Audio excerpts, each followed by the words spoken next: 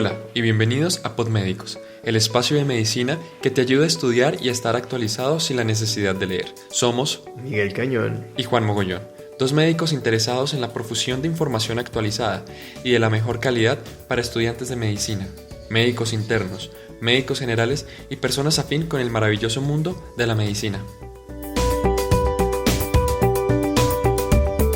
Podmédicos es un podcast que tendrá 4 tipos de episodios cada mes sobre un tema específico. El primer capítulo del mes será introducción o generalidades al tema. El segundo, manejo y guías. El tercero serán noticias o perlas médicas. Y el cuarto será discusión del tópico.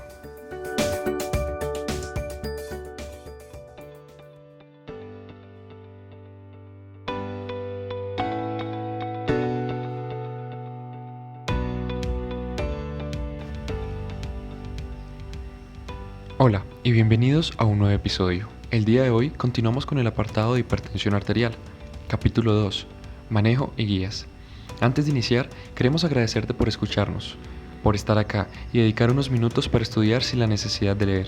Para nosotros es un placer compartir el conocimiento y hacerte parte de la construcción del mismo. En el capítulo de hoy vamos a adentrarnos en terrenos del tratamiento. Teniendo en cuenta que la hipertensión es de las principales enfermedades crónicas prevenibles, y así pues, iniciaremos revisando el enfoque no farmacológico del paciente para posteriormente incursionar en las terapias farmacológicas. Enfoque no farmacológico. El objetivo desde la atención primaria de la salud es educar mínimo en un tema de cambio de estilo de vida en cada consulta, iniciando con la restricción de ingesta de sal, la cual se ha demostrado que con un consumo moderado, sin suspensión inmediata, logra reducción hasta del 5 milímetros de mercurio en la presión sistólica, al igual que la pérdida de peso, la cual tiene una equivalencia aproximadamente de reducir 1 milímetro de mercurio por cada libra perdida. Adicionalmente, la AHA propone los lineamientos de sus guías, la dieta DASH, la cual sugiere una alta ingesta de vegetales, frutas, productos bajos en grasas, panería integral, carnes blancas, frutos secos y refuerza la disminución de azúcares y carnes rojas. A esta dieta se une la moderación de consumo de alcohol, en la cual se dice que hay que limitar al menos dicha medida como a 1 o 2 bebidas al día, depende del tipo de licor también. Finalmente, la promoción de una rutina de actividad física aeróbica que fortalezca la resistencia como mínimo de 40 minutos a la semana, dividido en 3 a 4 sesiones, genera o puede reducir, independientemente de los otros cambios, una disminución de peso que puede llegar hasta bajar 6 milímetros de mercurio las tensiones sistólicas. Ahora bien, estas medidas han sido objetivizadas en el estudio clínico aleatorio multicéntrico Premier Trial en un periodo de 18 meses con un universo de unas 810 personas, logrando una reducción del uso de antihipertensivos hasta un 20%, lo cual, si te das cuenta, o lo ponemos en contexto, Juan, si logramos hacer un cambio en el estilo de vida de nuestros pacientes en cada consulta, literalmente no necesitamos siquiera medicamentos. Eso es cierto, como lo mencionamos al final de nuestro primer capítulo, los cambios en el estilo de vida generan una disminución significativa en los eventos de riesgo cardiovascular y en la disminución de la incidencia de esta enfermedad. Pongámoslo en contexto, solamente un asesoramiento de 5 minutos puede desde ese mismo instante cambiar la vida del paciente, sin tener una ingesta como tal de productos. Ustedes como estudiantes, como médicos internos o bien como médicos generales, en su práctica diaria pueden dar esta educación y no van a tardar más de 5 minutos y va a ser de mucho beneficio para el paciente. Ok, vamos a continuar entonces con el apartado de enfoque farmacológico. Ok, en ese apartado tenemos en cuenta que diversos estudios han demostrado que la terapia farmacológica antihipertensiva ha reducido el riesgo relativo aproximadamente en un 50% para desarrollar insuficiencia cardíaca, en un 30 a 40% para el desarrollo de evento cerebrovascular y una reducción del 20 al 25% para desarrollar infarto de miocardio. Para entrar en el contexto del manejo farmacológico, es prudente mencionar que existe un acuerdo general sobre los medicamentos que se deben usar como manejo inicial en pacientes con hipertensión arterial, como lo son los diuréticos tiacídicos, los inhibidores de la enzima convertidora de angiotensina, más conocidos como IECAS, y los bloqueadores del receptor de angiotensina 2, más conocidos como BRA2 o ARA2. y los bloqueantes del canal de calcio. Estos son los medicamentos que tanto las guías europeas como las guías americanas han demostrado su eficacia como monoterapia o biterapia inicial. Sin embargo, es de resaltar que existe gran variabilidad de pacientes y que no todos responden de la misma manera a un tipo específico de fármaco y que, además, hay pocos parámetros clínicos que predicen de manera confiable las respuestas individuales a un medicamento u otro. Por eso, aquí intentaremos desglosar los aspectos básicos que debes conocer para dar un manejo adecuado a tus pacientes. Con las declaraciones del Colegio Americano de Cardiología y la Asociación Americana del Corazón de 2017 sobre el tratamiento de la presión arterial y las directrices de la Sociedad Europea de Hipertensión y la Sociedad Europea de Cardiología de 2018 sobre el manejo de la hipertensión, se concluyó que el principal determinante en la reducción del riesgo cardiovascular en los pacientes jóvenes y adultos con hipertensión arterial es la disminución de la presión arterial, más no de la elección del fármaco antihipertensivo. Estas determinaciones se basaron en los diversos estudios que conocemos ya, como el CAP, el CAPPP, el Stop Hypertension 2, el NORDIL, el UKPDS y por último el INSIGHT, en los que se evidenció que no hay diferencia en los resultados del uso de tiazídicos, de betabloqueantes, IECAS y bloqueantes de canales de calcio. Por otro lado, el CAMELOT no encontró diferencias en los resultados entre amlodipino o enalapril. Pero actualmente, ¿qué es lo que estamos recomendando y qué es lo que recomiendan las guías para el manejo de la hipertensión arterial?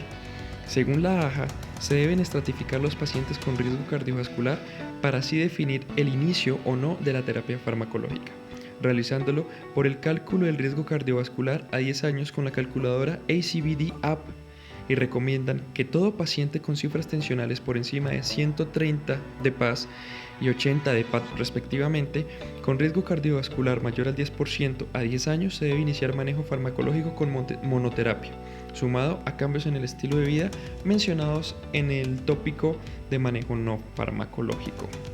Ahora bien, los europeos y los norteamericanos hablan de una terapia combinada con dos medicamentos, estando indicado en aquellos pacientes que manejan cifras tensionales de 20 milímetros de mercurio PAS y 10 milímetros de mercurio PAT por encima de la meta respectivamente, o visto de otra manera cuando el paciente está en estadio 2. El ensayo Accomplish recomienda uso de IECA en combinación de un bloqueante de los canales de calcio en pacientes no obesos que ya están siendo tratados con una combinación ya sea de un diurético tiazídico y un inhibidor de angiotensina. Sugerimos reemplazar el diurético tiazídico con un bloqueador de canales de calcio dihidropiridina de acción prolongada. En pacientes obesos se puede continuar la combinación de un diurético tiazídico y un inhibidor de angiotensina de acción prolongada, esto teniendo en cuenta la disponibilidad farmacológica de cada país. Antes de iniciar a hablar del manejo específico recomendado, teniendo en cuenta las diferentes patologías que presentan los pacientes, queremos mencionarles los medicamentos de primera línea y segunda línea para el manejo de la hipertensión arterial propuestos por la AHA y por la Sociedad Europea de Cardiología y en el manejo de la hipertensión arterial. Medicamentos de primera línea. Tenemos en primera instancia los diuréticos tiazídicos. En nuestro medio el más común es la hidroclorotiazida en dosis de 25 a 50 miligramos día. Sin embargo, la dosis que recomiendan es de 25 miligramos día. De este grupo también tenemos la clortalidona, indapamina y metalazona. También tenemos los IECAS, enalapril de 5 a 40 miligramos día, captopril de 12.5 a 150 día. También encontramos en este grupo al lisinopril, al ramipril y perindopril, entre otros. No se debe usar en pacientes con historia de angioedema, tampoco se debe formular en el embarazo. Tenemos los ARA2, que vienen a ser los sartán en dosis de 50 a 100 miligramos día, el ibersartán de 150 a 300, el valsartán de 80 a 320 miligramos día, tenemos el omesartán, el temesartán y el candersartán también. En este grupo de medicamentos tampoco se debe usar en pacientes con antecedente de angioedema o en gestantes, puesto que lo pueden empeorar. Los IECAS y ARA2 no se deben combinar. Además, estos fármacos aumentan el riesgo de hipercalemia, también son un riesgo en pacientes con enfermedad renal aguda que tienen estenosis bilateral de arterias renales. Por otro lado, tenemos a los bloqueantes de canales de calcio dihidropiridínicos, como el amlodipino, en dosis de 5 a 10 miligramos día, el nifedipino de 30 a 120 miligramos día, nicardipino y entre otros. Las sociedades tanto europeas como norteamericanas recomiendan no usar este grupo de medicamentos en pacientes con insuficiencia cardíaca con FEVI reducida. Los bloqueantes de canales de calcio se asocian a edema maleolar y se prefiere su uso en pacientes de raza negra. También tenemos los bloqueantes de calcio no dihidropiridínicos, como el verapamilo de 120 a 480 miligramos día, diltiazem de 180 a 360 miligramos día. Se recomienda no combinar estos medicamentos con beta bloqueadores por el aumento de riesgo de bradicardia y bloqueos cardíacos. Los anteriores fueron los medicamentos de primera línea. A continuación se enuncian los fármacos de segunda línea, que vienen a ser los diuréticos de ASA. Furosemida a 40 o 80 miligramos día, torasemida y butanida. Este grupo de medicamentos se prefieren en pacientes con falla cardíaca asintomática. Además, se recomienda su uso sobre los tiazídicos en pacientes con tasa de filtración glomerular menor a 30 mililitros minuto. Diuréticos ahorradores de potasio vienen a ser los siguientes, que son los amiloride, el triamtiride. Se recomienda no usar estos medicamentos en pacientes con tasas de filtración glomerular menor a 45. Diuréticos antagonistas de aldosterona también se pueden usar. El más famoso es la espironolactona con 25 a 100 miligramos día y la eplerona.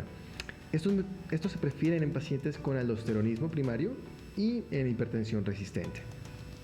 Por otro lado, tenemos los beta bloqueadores cardioselectivos, como el atenolol de 25 a 100 miligramos día, bisoprolol de 2.5 a 10 miligramos día, metoprolol succinato de 50 a 200 miligramos día, metoprolol tartrato de 100 a 400 miligramos día. Estos medicamentos se prefieren en pacientes con enfermedades broncoespásticas. Cabe mencionar que el bisoprolol y el metoprolol succinato son los preferidos en pacientes con falla cardíaca con FEVI reducida. También tenemos los betabloqueadores cardioselectivos y vasodilatadores, como es el principal exponente el nebivolol, de 5 a 40 miligramos día. Este medicamento induce óxido nítrico, por lo cual genera vasodilatación. También tenemos los betabloqueadores no cardioselectivos que podemos tener en cuenta, como el propanolol de 80 a 320 miligramos día, el nadolol, y por lo general no se suele utilizar en pacientes con hiperreactividad bronquial porque la pueden empeorar. Los betabloqueadores con acción alfa, que también tenemos, es el carbodilol, suele utilizarse de 12.5 a 50 miligramos. Se prefiere en pacientes con falla cardíaca con una FEVI o una fracción de ventrículo izquierdo reducida. Los inhibidores directos de la renina vienen a ser el alisquiren de 150 a 300 miligramos día y no se combinan con los IECAs o los ARAs, ya que aumentan el riesgo de hipercalemia, pueden causar una falla renal aguda en pacientes con estenosis bilateral de arterias renales. Igualmente no se debe usar en la gestación. Finalizamos los fármacos de segunda línea con los bloqueantes alfa-1, doxazocin, prazocin, trazocin. Estos están relacionados con aumento de la hipotensión ortostática, especialmente en adultos mayores, útiles en pacientes con hiperplasia prostática benigna. Y los últimos medicamentos como línea final, lo cual nos pone la AJA, son los bloqueantes alfa centrales, como la clonidina, en dosis de 100 a 800 microgramos día. Se deben evitar en adultos mayores por el riesgo de efectos secundarios sobre el sistema nervioso central. Ahora sí, ya teniendo en cuenta el panorama global de los medicamentos de primera, segunda y línea final, empezaremos a hablar del tratamiento específico en diferentes comorbilidades. En pacientes con enfermedad isquémica cardíaca estable, la AJA recomienda una meta de presión arterial menor a 130/80 y recomiendan el uso de betabloqueador, IECA o ARA2.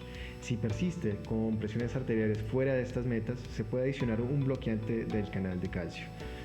En pacientes con insuficiencia cardíaca, las sociedades norteamericanas recomiendan una meta de presión arterial por debajo de 130/80, manejando una combinación ya sea de IECA o ARA2 con betabloqueadores, y si es pertinente, se puede adicionar un diurético. En los pacientes con enfermedad renal crónica, la meta de presión arterial propuesta es igual a la de los pacientes con falla cardíaca y enfermedad isquémica cardíaca, menor a 130/80 milímetros de mercurio. Se recomienda el uso de IECA o ARA2 si los IECAs no son tolerados. En los pacientes con diabetes mellitus, la recomendación de la Asociación Americana del Corazón es mantener las cifras de presión por debajo de 130/80 milímetros de mercurio. Recomiendan el uso de los medicamentos de primera línea, diuréticos, IECAs o ARAs o calcioantagonistas. En el síndrome metabólico es recomendado el uso de ARA2, como losartán. En los pacientes con enfermedad valvular, como la insuficiencia aórtica crónica, se debe usar medicamentos que no disminuyan la frecuencia cardíaca, es decir, no se recomienda el uso de betabloqueadores. Por otro lado, en la enfermedad aórtica, como aneurisma aórtico, los betabloqueadores están recomendados.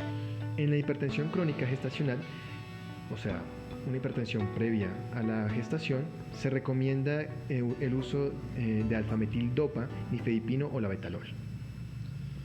Bueno, y aquí concluye este capítulo, tratamiento y guías de hipertensión arterial.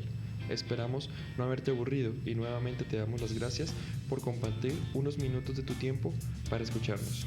Recuerda que Podmédicos es el espacio donde puedes estudiar sin la necesidad de leer. Fuimos Miguel Cañón y Juan Mogollón. Si quieres seguir estudiando mientras estás en redes sociales, nos puedes encontrar en Instagram como @la revista de medicina o @por si pregunta. Así que en el próximo capítulo nos vemos con alguna perla clínica.